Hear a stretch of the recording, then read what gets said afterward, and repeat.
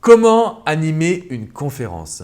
Bonjour à toutes et à tous et bienvenue dans cette vidéo. Je suis Alexandre Cormon, votre coach en business mais également conférencier pour vous accompagner et vous former.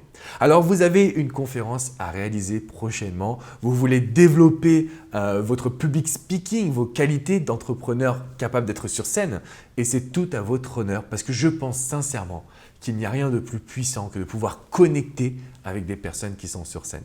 J'avais réalisé justement une formation sur comment parler en public avec ce lien de connexion qui était la chose la plus importante. Quand il s'agit d'animer une conférence, je pense qu'il y a trois aspects qui sont extrêmement importants. Le premier aspect, c'est d'arriver à se présenter d'une manière différente. On n'est pas là pour dire bonjour, je m'appelle Alexandre Cormon, je suis coach depuis 2007. Non, c'est un peu trop flat, c'est un peu trop négatif, d'accord? Il vaut mieux arriver et faire une belle présentation. Vous allez mettre un peu d'humour, un peu d'entrain pour justement créer une belle connexion avec la salle et que les personnes s'intéressent immédiatement à votre activité. Alors vous attendez sûrement un exemple concret, je n'en ai pas parce que chaque situation est différente. Je ne me présente jamais deux fois de la même manière parce que le public est différent également. Vous pouvez simplement dire en quoi vous êtes super heureux d'être présent aujourd'hui sur scène et surtout comment votre parcours a été peut-être semé d'embûches. Ça, c'est quelque chose qui plaît toujours. Le deuxième aspect, c'est le déroulé en fait de la conférence.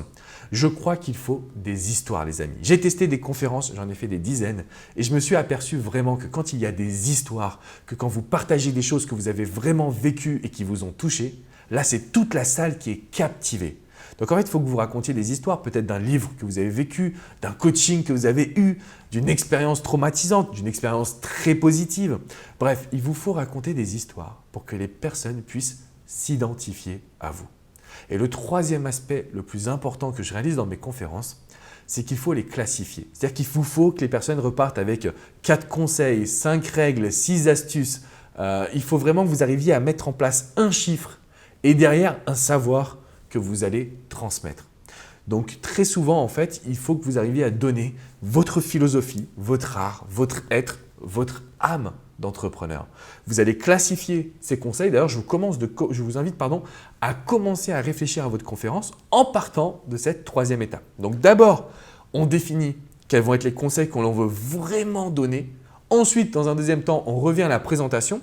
Et dans un troisième temps, on va créer les histoires pour pouvoir toucher émotionnellement. Si vous suivez ces 3 conseils, vous saurez comment animer une conférence, mais surtout, vous saurez comment vous démarquer de la concurrence des autres speakers et vous saurez vraiment comment faire bonne impression.